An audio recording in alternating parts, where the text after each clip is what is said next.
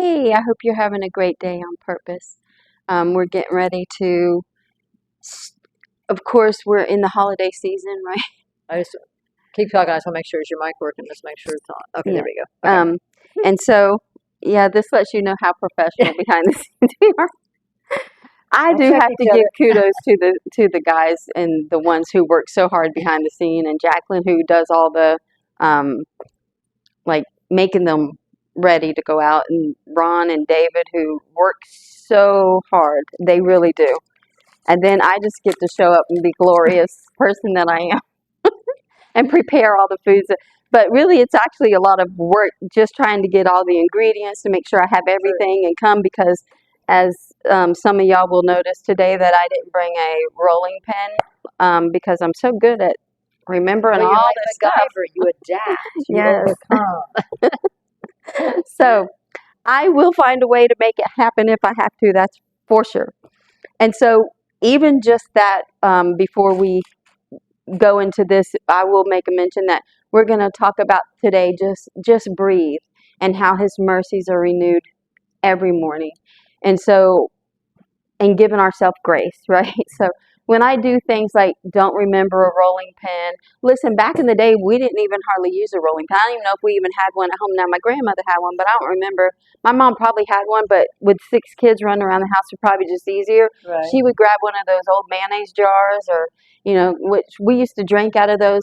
I remember somebody showed up to our house one time and thought we were poor because we were drinking out of mayonnaise jars. We had glasses. We just loved to use those pint jars. So, yeah, she would grab a pint jar, and that's what she would roll out, like her bread or flour, whatever that she, or biscuits, flour, Right. whatever she was making. And then that's what she did. So, If you could see the amount of dishes in my kitchen that are just pretty decorative behind. just Yeah. don't get used. Yeah, you get one microwavable plate, just use it over and over. Well, mine's a paper plate most of the time, so But today, and again, everything that we pretty much try on you guys, very little bit has been tried and true. So I just saw something similar to this, so I just kind of came up with my own little way of doing it, and hopefully it'll turn out good. So all I did was take canned biscuits, by the way, and pulled them in half, right? Because this comes fatter than this. I pulled them in half, or in this case, 3, like they were the grands, so they were like layers. Right. And then I just roll out with my handy dandy roller right here. And see, the cool thing is one package can make double or triple the amount you need. Right. Yeah, with this. So. And I did wash this, by the way, before I used it. Just saying, and we wash our hands before the program because anybody wants to come in here saying, "Oh my gosh, you're touching it with your hands." Yes, because I don't cook with gloves on at home unless it's like certain things, right? So anyhow, and then I just took string cheese because, well, it's easy to cut and it's there. And I did take a little square of Monterey Jack. So, oops. I was going to remember which ones were Monterey Jack and which ones were not. Sorry, honey. When you eat them, I hope you don't get the spicy ones. I want to say the bigger ones with the or the Monterey Jack. So anyhow, maybe it won't be too hot. And so I'm just putting it in there just like that. And I'm just simply rolling this bread around it, right? I'm squeezing it and then I'm rolling it just like a little ball. And hopefully it's going to stay where it needs to stay. And it's going to cook and cheese will be all inside rather than oozing. And then I'm just taking a little bit of butter. This isn't how the other one showed, but I just think it will probably be good because, I mean, garlic bread, come on, right? So I'm just taking a little bit of butter. Mm-hmm. And then I'm taking this garlic Parmesan stuff. And I didn't do this on all of them, so I'm going to because, well, I think it would taste good. And then these have everything bagel seasoning, so I'm going to put a little, and plus it makes the everything bagel seasoning kind of stick when you got butter on it, right? And the cool thing is you can experiment or make it any way you want on the outside, Like you said, even maybe some pizza sauce or something if that's what you fancy. Right, and I did put a few of them, like here. I did put pizza sauce inside just to have something. So these all have like whatever that spicy Pepper jack. Pepper jack. Pepper jack That's cheese. what it is, not Very Monterey good, Jack. very Pepper good. jack. So I put pepper jack in some, and then I put mozzarella in some. Some I put sauce on, and some I didn't. But the ones that have sauce, I know for sure has the pepper jack cheese, because I did do that. Okay, we're going to pop them in the oven on around 400. I probably should have read the biscuit thing to That's see okay. what it says cook at, but I think it's like 425 or something like that. But anyhow, we got it rolling. We're going to let it cook, and then we'll see what it tastes like. Hopefully it'll be good. Anyhow, we all have holidays, right? We're all in the holidays. We've got Christmas coming up soon. And so one of the things that we realize is that we do things, like I said when we were cooking, that aren't exactly perfect, right? And so we find it hard to give ourselves grace. I find it hard to give me grace. I don't know about you. But Absolutely. if you, and I know that you have, like, you like things done a certain way. Like, I know that you have some wanting things perfect. I'm just an organized person, and so, and if somebody likes making plans, I'm the type of person, okay, I need to know, like 1, 2, 3, ABC, not, I'll get back to you, type of thing, so. Well, for me, I probably am a perfectionist about things, but I'm not going to say I'm very organized. A lot of times I am very organized, and a lot of times I fly by the seat of my pants. For real. And so that does seem to produce, for me, things that's like, man, I forgot. Oh, I forgot. And it's not that I'm trying to procrastinate all the time. I'm busy. Yesterday, my smartwatch said you needed to take more breaks today because you had more activity than you did rest. Well, and it's telling me, like, you get 6 hours sleep, which I thought was good actually. My watch doesn't know the difference, but I thought it was good. And so I had started wearing the smartwatch, and I figured out that sometimes it's a little smarter than I am. But with the holidays, really my main thing, if I didn't say anything, is give yourself some grace and just take some breaths and breathe. And don't get into the hustle and the bustle of everything and forget the purpose and the reason, right? Of course, everybody's like, wait, Jesus is the reason for the season. I believe that wholeheartedly, absolutely. But I'm not throwing that out there just to sound cliche, right? I really want you to understand that what we're running and what we're doing is just the stuff, but it's not the reason for the season. We make buying gifts and making sure that everything's taken care of, cooking meals, all that as the reason, when it's not. Right. And we lose focus. And then we find ourselves exhausted and tired. And when we're tired, at least when I'm tired, sometimes it's even harder just to get a deep breath, because we've got so much going on about us that we can't even hardly dig for breath. I don't want that for myself this year. I don't want it for anybody this year, And it's interesting because if we really were to get back to Him being the reason for the season, think about the people that get so stressed out, go in debt to try to please with materialistic items. I mean, I've been guilty of that myself. Yeah. It's like keeping up with somebody, or this person gave, so I've got to, and I just think, wow, that's why we become so stressful over the holidays, or we become so sad, and it's like pass the salt and we explode, if we really do focus on Him, and like you said, breathe in and exhale that grace that He's given us, but give it to ourselves as well as to others. That's right. A lot of times we actually have more grace for others, and I'm not necessarily saying it's bad. What I am saying is we need a balance. Right. And if we extend grace to people that's about us, even strangers on the street, we give more grace than we do ourselves. And if we don't give ourselves grace, how can we be effective in the grace we give others? Right. Underlying somewhere has to be something that needs to be dealt with. And I would think, this is just me, Lisa 101, if we learn why we're not giving ourselves grace, we can even give more grace when it's needed in situations, right? And really, a lot of times people react out of trauma. A good portion of people's reaction is because of trauma. because of trauma that they haven't dealt with. Right.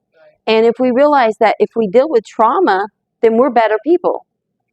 We are. I mean, that's just proven, statistically proven, that people who deal with trauma and they heal, they're better people. I'm not saying better like if you have trauma doesn't mean you're going to go out and kill somebody, but you don't walk around happy, and happy overflows. So if I deal with trauma and stress and stuff that's going on in my life in a different light, in a different perspective, then I can be healed and flow over as a healer to other people, right? They say hurt people, heal people, heal people. Well, I kind of do agree with that to an extent, but also hurt people know not to hurt people because they've been so hurt, right? We might check that. So if we look at it, thank you. Is it? No. Still going. It's still there. It's not burnt, so that's a plus. The other thing I thought about too is a lot of times people that deal with trauma or hurt tend to bottle it up, and so the other people either don't know about it or don't know how to help. And when you look at that person once again as the porcupine, as the cactus, who we can't get close to because we feel like we're going to get burned, or we look at them as negative, in that sense where if we take the time to address our trauma or hurt, because I can come to you and say, okay, this is really bothering me, this really hurts, in a way that you feel compelled to help. You don't withdraw or say, well, I have no idea, or she's being so down or something, right? So we just have to be able to approach and be approachable to overcome that. And like you said, once again, it's God's grace and mercy that we get from Him and that we can extend to others, even ourselves, for sure. Well, even in Lamentations in 3:22 and 23, it says, it is of the Lord's mercies that we are not consumed. In other words, we don't get consumed because of His mercy, right? Because His compassion fail not. They are new every morning. Great is thy faithfulness. And if we take and just learn, and that came from Lamentations, right? Which came from a place of grieving, because Lamentations is a book where there's a lot of lament, right? A lot of grieving. And so if we can understand that we have mercies that are renewed every morning, how much more, if we begin to forgive ourselves, can we flow out on others? If we learn to give ourselves grace, we literally can learn to give more grace in the light of things, of people all the way around, Now, I don't mean like be a doormat. I don't believe God expects you to be a doormat at all. Now, there are times when He'll fight our battles. There's times that we can walk away and not say anything. Maybe just raise your hands and praise like Moses did when they were at battle, and then he got so tired of holding his hands up that he had people come up and hold them up for him, right? And so I'm not saying be a doormat at all, but I am saying that even if it's a fine line, which I believe if you learn to have grace to yourself and give others grace, that you don't really have to see it as a fine line, that it will come automatically to give grace where grace is needed, right? There were times that Jesus went in and drove money changers out of the temple. I don't think He saw a fine line there at all. He knew that He needed to show His authority, right? There's times that we have to show authority. There's times that we have to show authority to ourselves if we want some discipline. If I want to get up and have this whatever discipline about myself, whether it's my nutrition, whether it's working out, whether it's working, whether it's whatever, getting up and going to church on Sunday. Listen, I can't tell you how many people don't have the authority within themselves to tell them, hey, today I'm going to get up and go to church, because that's what I was created to do, is to worship the Father. You don't have to worship the Father in church and be behind four walls, but I guarantee most of the ones that say, I don't have to be in church, they're not getting up and worshiping anything. Correct. And it doesn't have to be a Sunday. It could be any day. It should be every day that we worship the Father. Well, and I said, so we do Wednesday morning, like a life skills class, right? And I call them my Wednesday warriors. And they've become such family to me, and really the existence of my program. I mean, our church is wonderful. I know many, many people pray. But it's where I really felt it at home, so to speak, like a family that is not by blood, but it is, and you can talk to them and we feed off of one another and we have a good time. We joke too, but the companionship and the fellowship while incorporating the Bible and Jesus. It's something you can't do by yourself at home. No, no. It's the whole different ball game, so to speak. Well, there are, of course, there's safety in numbers. First of all, there, Absolutely. if Bible says where two or three agrees touching any one thing, there He is in the midst of them. It's not saying that He won't be in your bedroom at home, because you and Him are the majority. You and God are the majority. You and Him make two, anyways. If you want to look at it that way, actually, it might make four if you look at the Father, the Son, and the Holy Ghost, right? So we're already the majority, but there's a difference when there's a camaraderie and a family, like you said, they're your family. So there's a difference when the family. I know that when somebody in my family's having a hard time and they call and say, "Hey, can you pray?" That family's going to pray hard because they want the best for that person. Right. Now, I'm not saying that I don't pray hard for other people when they call, because I obviously we do. But when it comes to a family dynamic and we're all in the family of God, I believe the emotions run harder and deeper and stronger. So if God has mercy for us and we have mercy for others, we need to show ourselves mercy and just take some time to breathe. So the commandment of love others as you love yourself, and it's interesting because over the last couple of years I've learned that, wait a minute, I have to love myself. I have to think I'm worthy, because if I don't, how do I portray that to other people? You've got to feel it, yourself. And it really, because I was told, for a long time, because when I lost my job and I chose to volunteer my time, that I wasn't amounting to anything because I didn't have a paycheck coming in. Right. Now, this definitely was not my husband, it was somebody outside.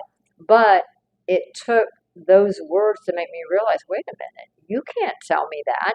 No. God thinks I'm worthy, and I am doing something for His kingdom and hopefully His glory, to help others. It doesn't matter. And He's taking care of me financially. I didn't need that extra paycheck, Right. But like I said, to make sure you love yourself, and not in a conceited way, of course, but as God loves you. And then you're able to give that joy and comfort and peace out to other people. Right. That's right. I believe that God wants us to extend the mercy inward as much as He wants us to extend mercy outward. Oh, they look so good.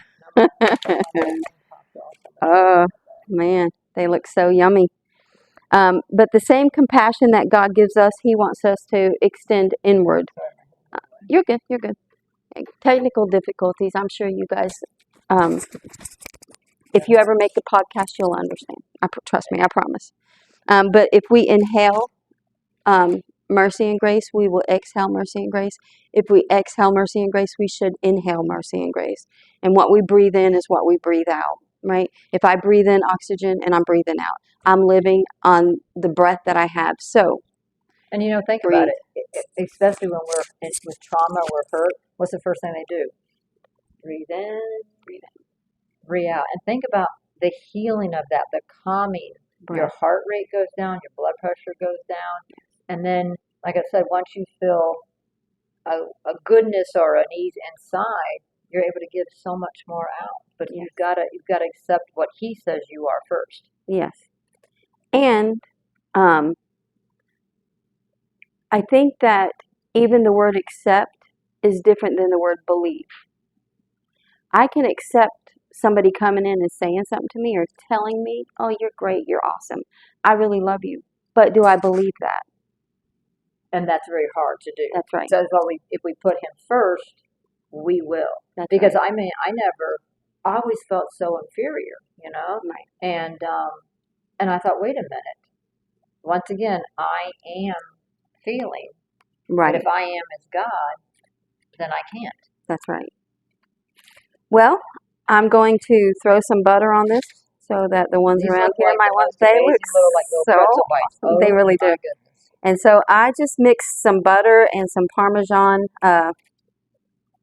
sprinkle stuff that I used from the spices. And now I'm just putting it on here. Typically, I would have it in a bowl, but of course, you guys know how prepared I am for all that stuff. I would say I would put it in a bowl and let it just melt around it, but that's not the case today. So, but I am going to slather these pretty good with butter, and then I'm going to let these guys up here at the church and studio kind of have a good time with it.